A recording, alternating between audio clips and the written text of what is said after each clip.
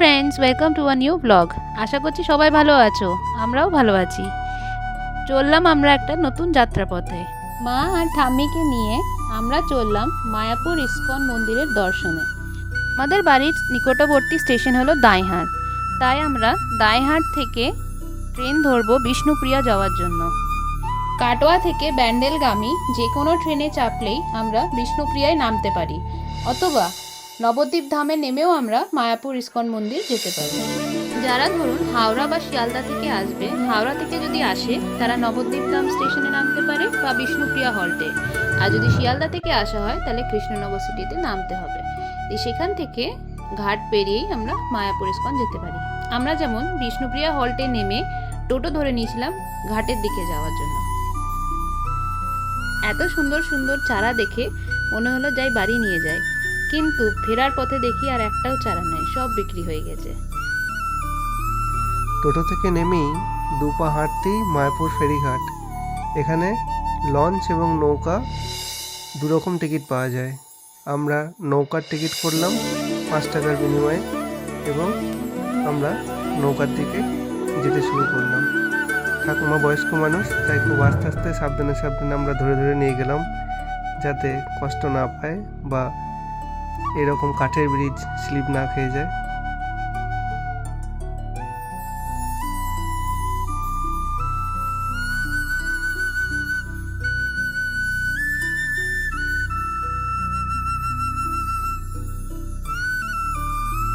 যেহেতু আমরা গঙ্গা পেরোচ্ছি, তাই ঠাকুমা একবার নৌকাকে প্রণাম করে নিল। পুরোনো দিনের মানুষ তো একটু বিশ্বাস রাখে সব কিছুতে। আর একটা কথা না বললেই নয়, আমাদের এই মায়াপুর ট্রিপে আসার সব থেকে বড় উদ্যোগী হলো আমাদের ঠাকুমা। ঠাকুমার খুব ইচ্ছে ছিল যে মায়াপুর যাব, তাই ঠাকুমাকে নিয়েই আমাদের এই মায়াপুর ইস্কনে আসা। ঠাকুমার বয়স কিন্তু প্রায় 90 বছরের কাছাকাছি। ভাবুন তো, এই বয়সে বাকিরা কি করছে, আর ঠাকুমা যার মনের ইচ্ছা এত বেশি, সমস্ত বাধাকে হার মানিয়ে আজ ঠাকুমা নিজের পায়ে হেঁটে মায়াপুর ইস্কনে শ্রীকৃষ্ণের দর্শনে চলল। আজ আমরা ঠাকুমার লাঠি হয়ে সঙ্গে যেতে পেরে সত্যি আমরা আনন্দিত এবং গর্বিত। হুলোর ঘাটে নামার পর আমাদের একটু হাঁটতে হয়। হেঁটে আমরা পৌঁছাবো মেন বাজারে। মেন বাজার থেকে মায়াপুর ইস্কন মন্দির যাওয়ার জন্য আমরা হয় টোটো ধরবো কিংবা বাস ধরবো, দেখা যাক আমরা কি পাই। এখানে যেহেতু দূর দূরান্ত থেকে সবাই দর্শন করতে আসে, তাই এখানে প্রচুর গেস্ট হাউস আছে। এখানে নন এসি, এসি রুম পাওয়া যায়, যেমন আপনাদের রেট থাকবে সেরকম আপনারা নিতে পারবেন। এই হলো মায়াপুরের ফেমাস গোপী ড্রেস। এখানে যারাই আসে তারাই এই ড্রেসটা একবার কিনে নিয়েই যায়। একটা বাস ছাড়ছিল, সঙ্গে সঙ্গে আমরা বাসে উঠে পড়লাম। এই যে দূর থেকে দেখা যায় বিশ্বের বৃহত্তম বৈদিক মন্দির, আমরা খুব কাছে চলে এসেছি। এটাই আমাদের এন্ট্রি পথ, শ্রী শ্রী মায়াপুর চন্দ্রদয়া মন্দির। আমরা এই গেট দিয়ে প্রবেশ করব।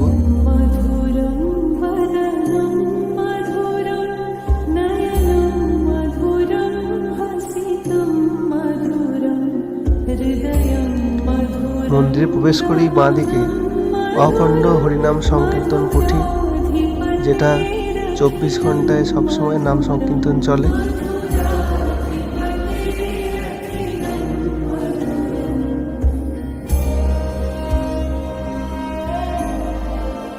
এই কুটিরেই শ্রী শ্রী প্রভু পদ সেন তার সঙ্গীদেরকে নিয়ে নাম সংকীর্তন করতেন।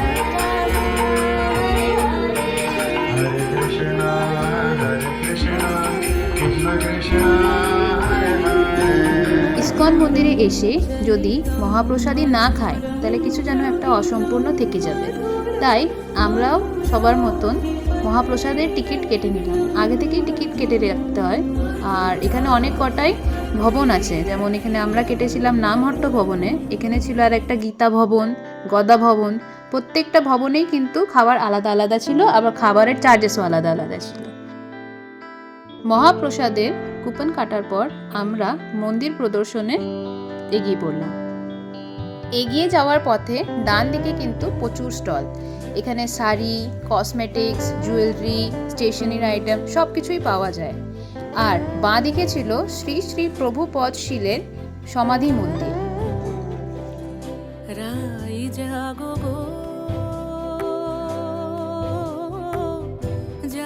চারিদিকে শুধু ফুলের গাছ, সবুজ পরিবেশ আর অপূর্ব একটা ভিউ মনকে একটা আলাদাই শান্তি দিচ্ছিল। শুধু তাই নয়, সাথে টেম্পল অফ দি বেদিক প্ল্যানেটেরিয়ামের এক অসাধারণ ভিউ। এটা হলো ওয়ার্ল্ডস লার্জেস্ট বেদিক মন্দির। মন্দিরটা এখন আন্ডার কনস্ট্রাকশনে আছে।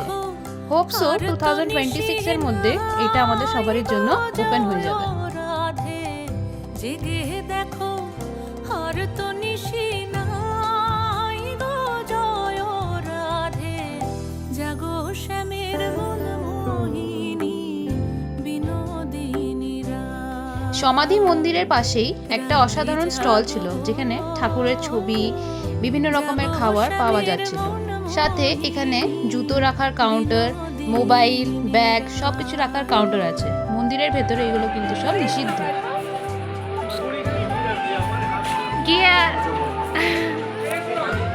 গিয়ে ফটো তোলা হবে না বলো? সমাধি মন্দিরের ভেতরে যেহেতু ক্যামেরা আর মোবাইল অ্যালাউড ছিল না, তাই সেরকম কোনো ছবি ভিডিও আমরা পাইনি। তাও বলে রাখি, মন্দিরের ফার্স্ট ফ্লোরে ছিল শ্রী শ্রী প্রভুপদ শিলের অষ্টধাতুর একটি মূর্তি, আর সেকেন্ড ফ্লোরে ছিল মিউজিয়াম। এই মিউজিয়ামে ঢোকার জন্য 15 টাকার টিকিট কাটতে হয়। এই যে টপ ফ্লোরে লোটাস আর্কিটেকচারটা দেখছেন, এখান থেকে গোটা মন্দিরের ভিউ দেখতে পাওয়া যায়। এই যে নাতি তার ঠাকুমার হাত ধরে মন্দির ঘোরাচ্ছে, এটা কিন্তু নাতির খুব বড় সৌভাগ্য, সে তার ঠাকুমার ইচ্ছে পূরণ করতে পারে।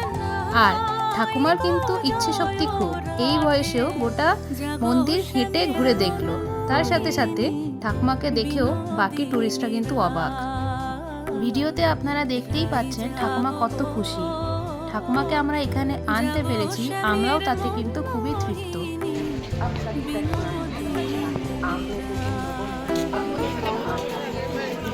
Mayapur full dome theatre, digital theatre. আচ্ছা, এখানে শো টাইম দেওয়া আছে, 11:30 শো আছে, steps to eternity, dome theatre.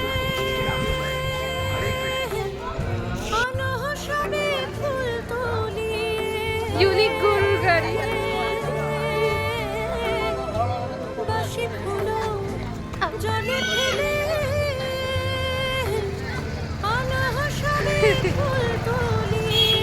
এই যে গরুর গাড়ি দেখছেন, এই গরুর গাড়ি করে চেপে আপনারা গোশালা পর্যন্ত যেতে পারবেন।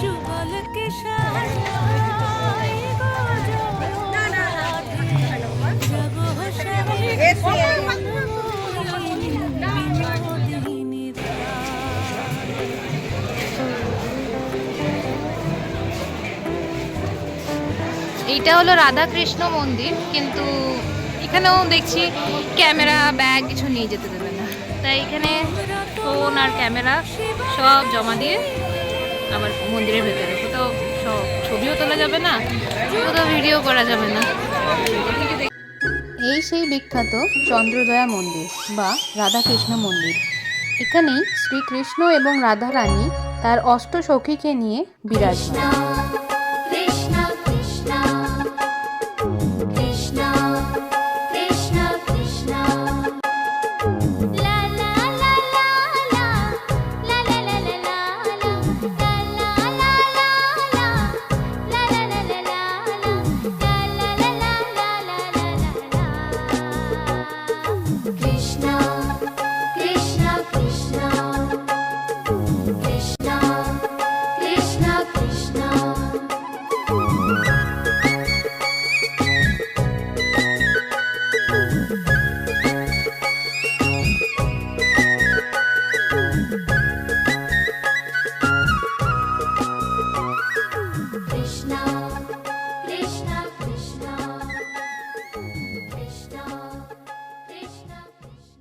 মন্দির থেকে বেরিয়ে আমরা এগিয়ে চললাম নামহট্ট ভবনের দিকে, যেখানে আমাদের মহাপ্রসাদ খাওয়ার কুপন কাটা আছে।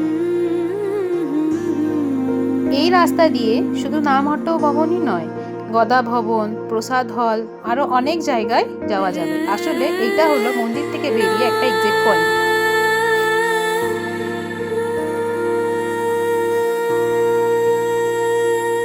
শ্যাম সুন্দর গিরিধারী, শ্যাম সুন্দর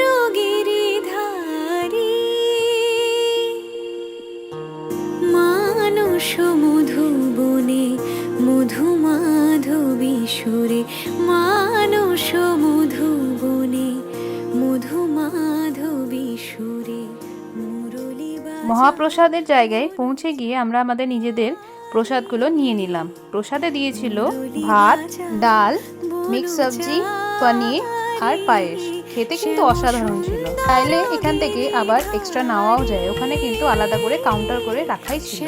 সুন্দর গিরিধারী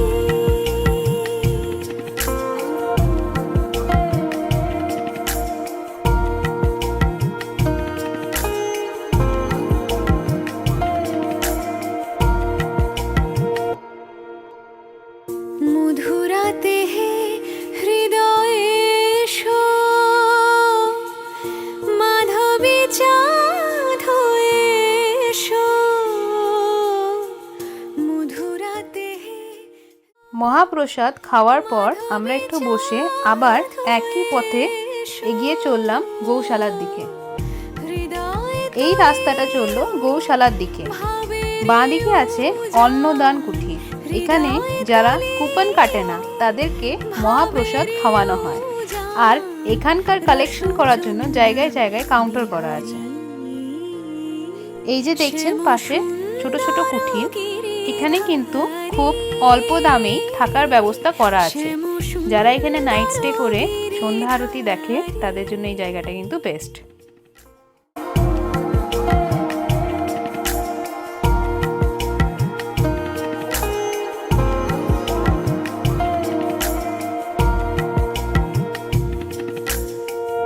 অন্তর মন্দিরে প্রীতি ফুল সজ্জায়, অন্তর মন্দিরে প্রীতি ফুল সজ্জায়, বিলাস করো লীলা বিলাসী, বিলাস করো লীলা বিলাসী, আখির প্রদীপ জালি শিয়রে জাগিয়া রব, আখির প্রদীপ জালি শিয়রে জাগিয়া রব, শ্যাম তব রূপ পিয়াসী,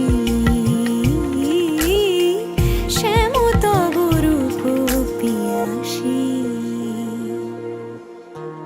কত সাদ আশা গেল ঝরিয়া, পরতাই গলে পৌঁছে গেলাম আমরা গৌশালা। আর এটা হলো গৌশালার এন্ট্রি পয়েন্ট। সাধ আশা গেল গৌশালায় ঢোকার পর দেখি আরো অনেক স্টল। সামনে দেখি খাবারের স্টল আছে, ডান দিকে দেখছি বইয়ের স্টল আছে, আর এদিকে সিঁড়ি দিয়ে উপরে যাওয়ার রাস্তা হলো গৌশালাতে। হইব তব চরণে, নূপুর হইব তব চরণে, গাঁথি মম নয়নের বারি, শ্যাম গৌশালায় ঢুকে এটাই ছিল আমাদের প্রথম আকর্ষণ। বলুন দেখি, এটা গরু না ষাঁড়? সুন্দর গিরিধারী। এই গৌশালাতে আপনারা 100 টাকা থেকে শুরু করে 50,000 টাকা পর্যন্ত অনুদান দিয়ে আপনারা গোসেবা পর্যন্ত করতে পারবেন। মধুবনে মধু মাধবী সুরে মুরলী বাজাও। এখানকার গরুগুলোকে দেখে কিন্তু ভারী মজা লেগেছে। শিংগুলো দেখুন কেমন কার্ল হয়ে গেছে, কার্লেরও দরকার নেই এদের। শ্যাম সুন্দর গিরিধারী।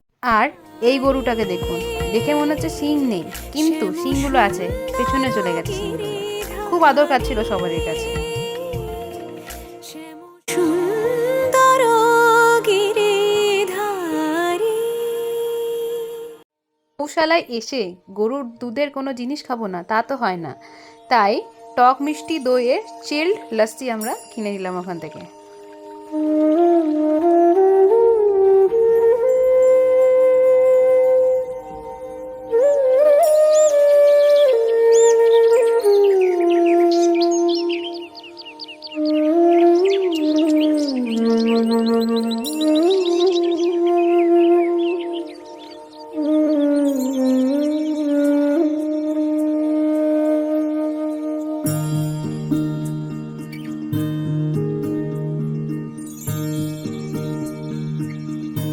এখানে চন্দ্রদয়া মন্দিরের কাছে চলছিল গীতা মেলা।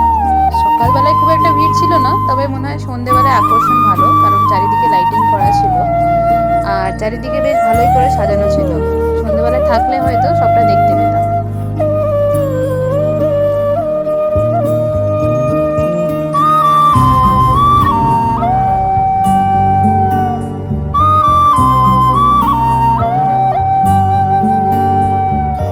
যাই হোক, সবটা ঘুরে এবার আমাদের বাড়ি ফেরার পালা।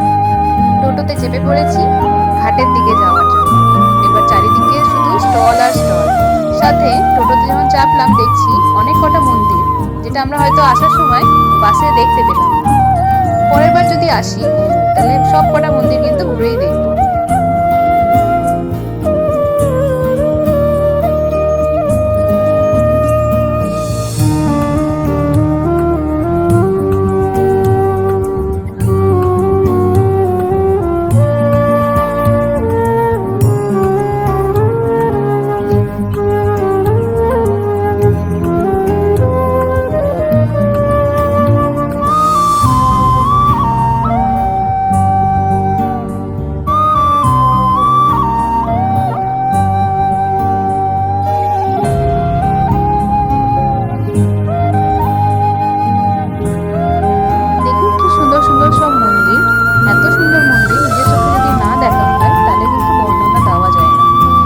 তাই জন্য হয়তো মায়াপুরকে সিটি অফ টেম্পলসও মাঝে মধ্যে বলা হয়। এখানে যা মন্দিরের কারিগরি বাকি আর কোথাও দেখা যায় না।